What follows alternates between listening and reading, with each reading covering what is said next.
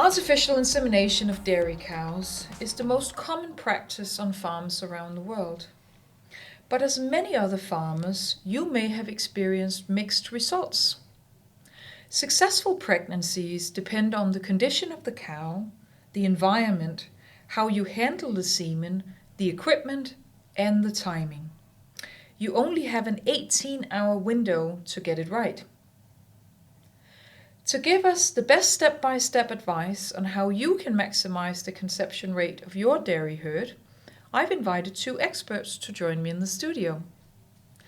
Niels Haulrik Kristiansen, Head of Training Division for Artificial Insemination Technicians at VikingDanmark, and Kai Abrahamsen, Director of Animal Health, Quality Assurance and Sanitary Compliance, and also a member of RepVet and an advisor of the European Union.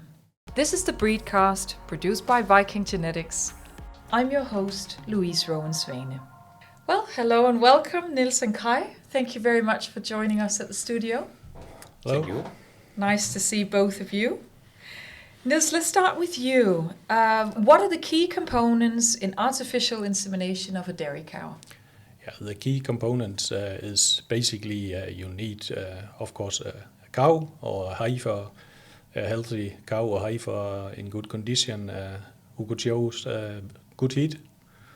And then you have the cow, you need a straw of semen, good quality straw of semen with enough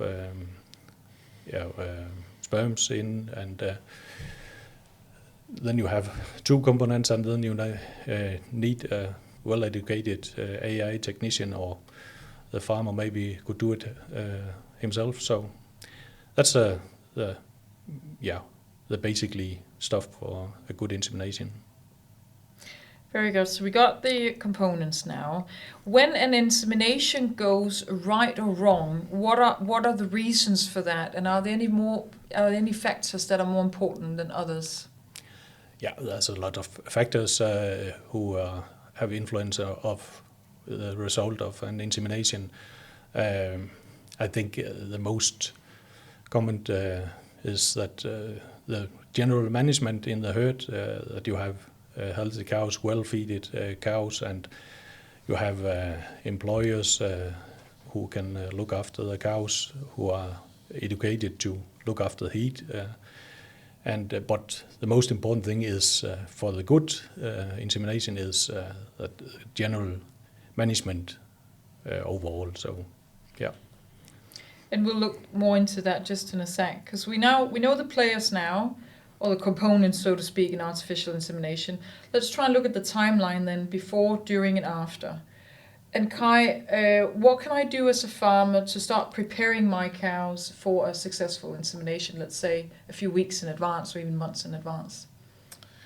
Yes, it already starts when the cow has given birth to the last calf, that it has been a good birth where there has been no infections, no retained placentas, and the start of her milking period had been good with enough energy in the feed component. She's getting in a positive energy balance, so she has the surplus to be able to carry a pregnancy, because the pregnancy is a luxury that it requires more energy than just to produce the milk. So that's what you need to do in before the insemination, and to be able to monitor the cow, look when she's starting the cyclus, and also have a registration on that, so you know that she's in a regular cyclus before you're just seeing a heat and just inseminate her at the first heat. It's important that she's in a normal cycle. What else might I consider in terms of feed or vitamins or management? What sort of other tools have I got to really support her the best way? The ration is so important for the cows, because they are top athletes that is producing a really high amount of milk, and if the ration is not balanced with the vitamins and minerals, then you will face deficiency, and in the end there was no ovulation going on.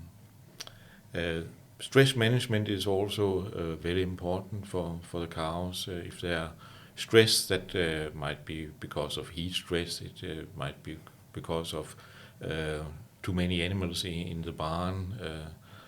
The general handling of the animals should be in a calm and easy way. Stress will make the oxytocin block, and in that way we will not have a normal ovulation going on. Niels, what else can I do to further sort of the foundation for a good insemination? What can I, surroundings or staff or environment? What might be my options? Yeah, of course you can have well-educated employers in your herd, so all the people are around the cows knows what to see the heat when the cows are in heat, and you can have some stuff to help us with the activity on the cows to find the cows in heat. And of course you need the most important thing is that the cows are not stressed, and the stable are in open stable with a lot of light and what can have a negative impact on an insemination of a cow? That is when the insemination is going to take place, that you are handling the semen in the right way. When you are having the semen in the liquid nitrogen, it is protected. But when you are doing the water bath to bring it to 38 degrees, it is important to do that in the right way. It's important to put in the pistolette in the right way, and also not preparing more pistolettes than you are able to use within a short period of time. Because when you have put the semen to the liquid form, then it starts using energy, and the longer time you are having it outside the uterus of the cow, the more semen cell will die before they reach the eggs in the cow. And you talked about the heat, Niels. What are the signs to really spot a cow in heat? There's a lot of signs from a cow in heat. The cows are, maybe like a little bit more nervous and going a little bit more around in the barn, and the nearer they come to the heat, they are jumping on other cows and maybe yelling a little bit. And when they are in the heat, standing heat, they will stand for other cows to jump off them. So there's a lot of small signs you can use, and when it is in heat, there will be liquid from the vagina and other things. Maybe the vagina will be a little bit more red, and so there's a lot of signs you can use to find the cow in heat. Kai, you talked about the artificial insemination itself before, and in recent years it's become more common practice that maybe a farmer or one of his staff will actually perform this. What should I be aware of if I'm considering this do-it-yourself sort of insemination? The most important is that you are taking the education and you are trained for it.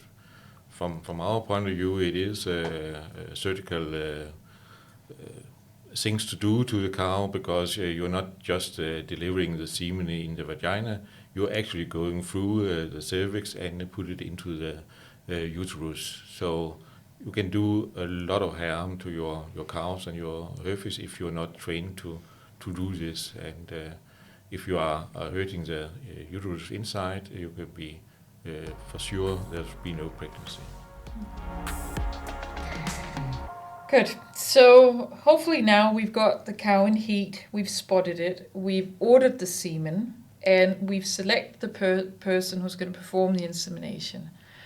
Now on the day, Niels, what advice do you have to farmers who want to prepare the cow the best possible way on the day itself?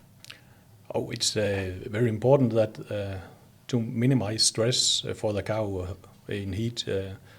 So you have to separate the cow because it could still jump a little bit, and other cows could jump off the cows in heat. So you have to separate it and get it in a box for itself, but never only have one cow in a box, because then it also gets stressed. So you have to get some more cows in the box, and when you have the cow who are in heat, and you have to inseminate it, you have to tie it up in a good working height for the AI technician, so he can do a proper job. And maybe you can tie up some other cows around the cow, so it's not going around when you do your job. What about the insemination equipment itself, and sort of what should I be aware of? Of course, you need some good equipment. It has to be clean. Yeah, and if you are AI technician, come in different barns, you have to disinfect the equipment from between the farms. But you have to use the good equipment and use sheets to take on the semen gun and other stuff like this. But it's very important that the equipment is okay when you start inseminating. Mm-hmm. What about the semen straw itself? Can I just take it out and have it out for hours, or what's my window? Yeah, it's very important that you follow the step-by-step plan by thawing up semen, taking the semen up from the container, put it in a water bath with the right temperature. It's very important that the pistolette or the semen gun is not too hot and not too cold, because it could, if there's too many temperature ups and downs, it will damage the semen. So you have to take a good care of the semen, put it in the water bath and thawing up 7 seconds or something like that. And after you have thawing up the semen, put it under your clothes or something like that, so there's no temperature ups and downs again, maybe under the clothes, or you can get a cover for it, and just so you have it, you can take it up when you have to inseminate in the barn. Yeah. Kai, what are the most common insemination mistakes that you've seen over? You've been a vet for decades now. What are sort of the most common mistakes you've seen around inseminations? It might be that you are not inseminating it at the right time in the heat. That's very critical. We have the window where we can get the cow pregnant, and so it's important that the technician is doing the evaluation and give a good feedback to the farmer. Is this the right time, or are you too late? And if you're too late, you have to wait to the next heat for the insemination.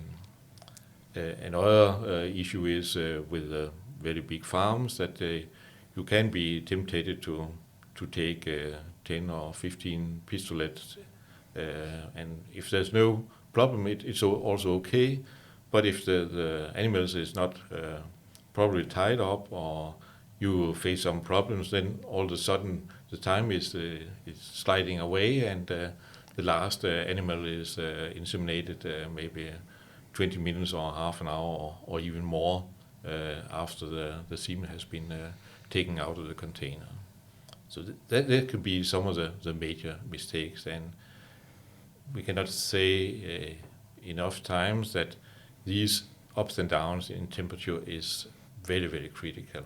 So be aware of this. So start with a lower temperature and ending up in 38 degrees in the cow, instead of starting with 38 degrees, going down to 20 and up again in the cow. Then you lose a lot of vital sperms in your cow, and in that way not getting the egg in good shape.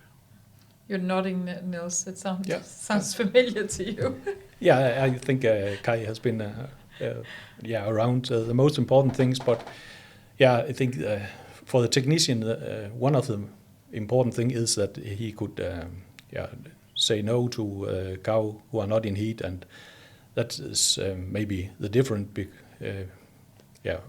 between an AI technician and a farmer who do it himself. You have to be well educated and dedicated to the job. So when you train your AI technicians, because that's one of your main functions now, you actually do you have sort of like, here are your top 3 things you have to remember? Like what are sort of your main messages to them? Yeah, the main is take it easy, be quiet and easy around the cows. Don't get stressed for the cows, and don't get stressed yourself. And have a good feeling for the cows. I think it's the most important thing. There's a lot of things who get wrong when you inseminate. You can be too busy, or you can inseminate it in the vagina or other places. And when you're toying up semen, you can do a lot of damage to the semen. But I think the most common thing is that you are relaxed with the job and dedicated. Well, so hopefully now we've had one of your technician or someone else very skilled out. We've actually done the insemination. The cow is now pregnant. Kai, what can I do to sort of further a successful 6-week in calf rate? That's what we always start by going for. And then ultimately a successful pregnancy. What can I do after the insemination? It's a little bit of the same story as before the insemination. We need to reduce the stress for the cow. If possible, keep her in the same group of cows. Don't change the group just after the insemination. Don't do big change in the feeding. Every time we have a change in feed, the cow is stressed, and all the handling is very important after that. Avoid heat stress. It can be very difficult in some area of the world to avoid the heat stress, but putting up fans, having the shadow, so we are in good shape for the cows. One thing that's sort of been highlighted in recent years also actually collaboration. We talked a little bit about it, Niels, when you and I first met, the collaboration between parties, because it's not just the farmer and the cow and the AI thing. There's a circle of players around the cow. Yeah.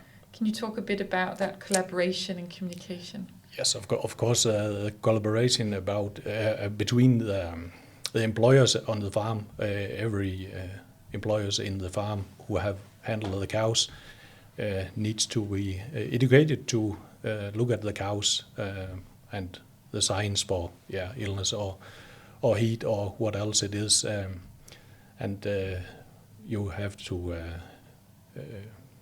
cooperate with the AI technician, the veterinarian, and maybe feeding advice or breeding advice. So there's a lot of people who are around the cows. So everyone has a little part of the good results in reproduction. So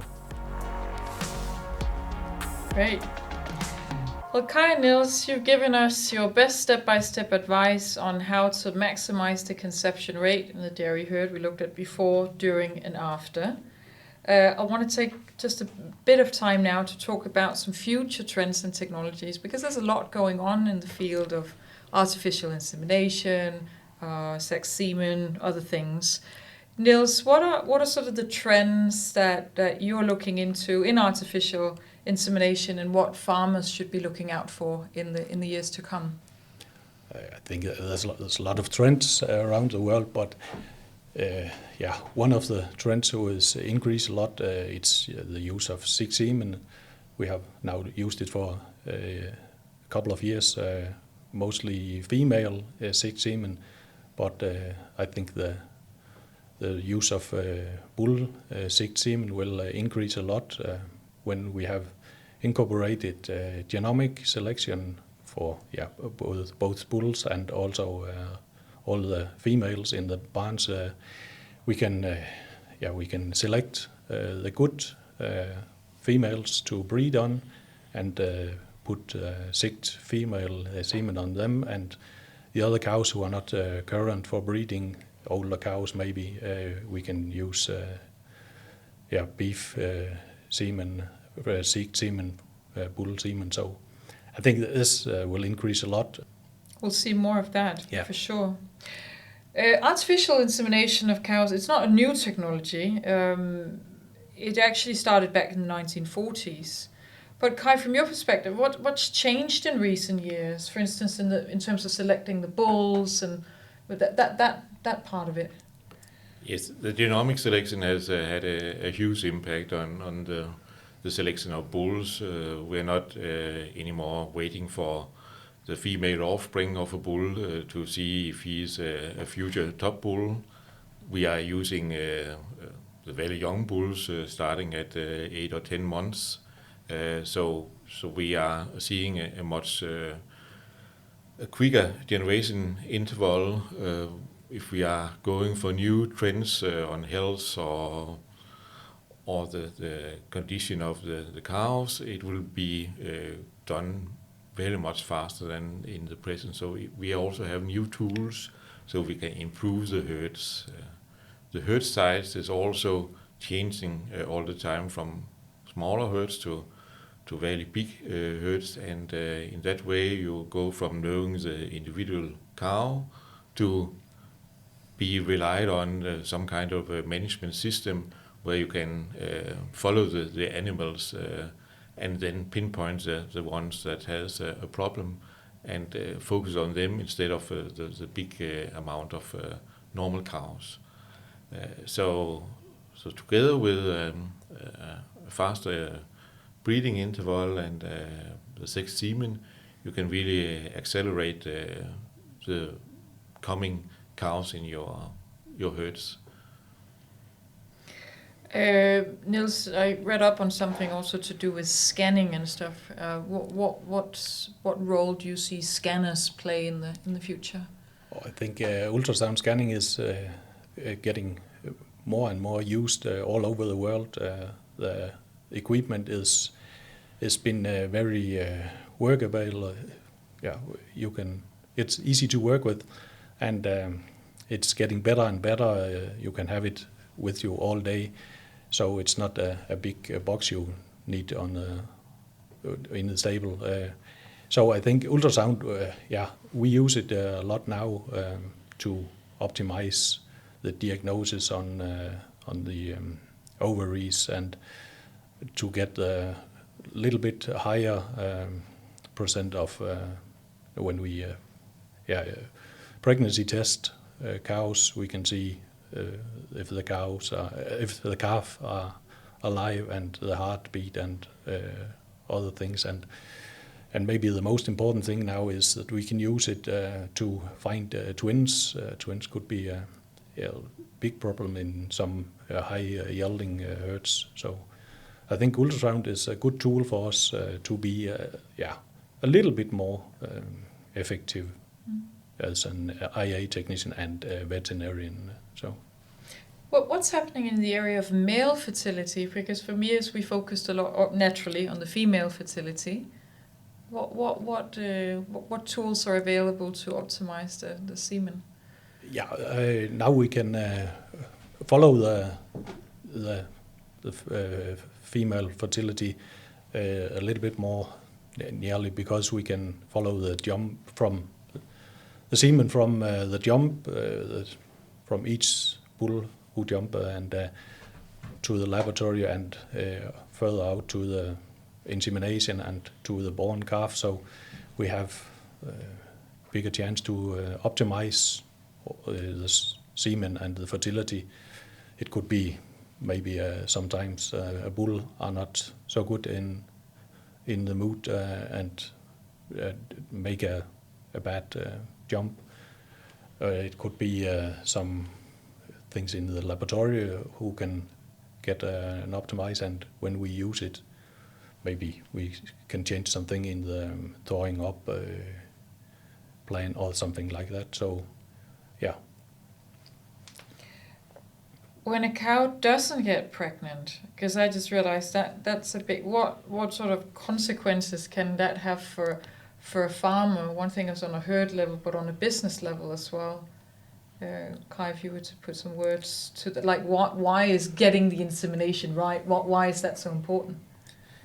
Your opportunity to optimize your farm will be limited.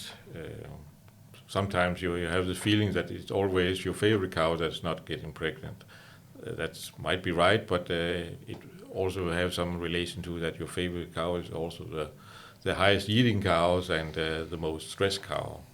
And you want to have offspring from that cow, of course. And if you're not able to that, then you have to choose the lower ranking cow in your herd. And in the end, you might be forced to buy female from outside, and it's again a stress factor when you're putting in new animals into a herd from a health perspective, but also in your changing the ranking of the cows. So if you are having a high performance on your reproduction, then you have much more chances to optimize your farm and your herd of females. With our current production systems and focus on efficiency, are you worried about the fertility in the future of the cows, like from a vet perspective? Yes, we are every day reaching very close to the limit of what a cow is able to do. It is if you compare it to a sports van, it is really driving fast for the moment, and it is doing it every day, more than 300 days a year. And when it is having a rest, it is a high pregnancy, the last months of pregnancy. So it's not that much of a rest in that perspective. So we might start to look in a combination of the production and the economy. So sometimes a little bit lower production would give better fertility and even better economy in the end, because the cow is less sick. It doesn't have to be treated that much, and in the end, it will also be a more sustainable cow and also have a longer lifetime. Wonderful. Well, thanks for joining our BreedCast today. We've looked at how to get the best results with artificial insemination in your herd, and we've heard the best tips and future predictions also from our experts, Niels and Kai. If you'd like to learn more, we have a reproduction area, and I would like to thank Niels Haulrik Kristiansen and Kai Abrahamsen for sharing these insights with us. And I want to thank all of you out there for listening. If you have an idea for a topic in cattle breeding that you'd like us to focus on, or questions for our expert guests, please visit thebreedcast.com or write us a message on the Facebook page. My name is Louise Svane. Please join me for the next BreedCast on how to breed for the best possible hoof health in your dairy herd, where Kai Abrahamsen will also be joining us as one of our guests.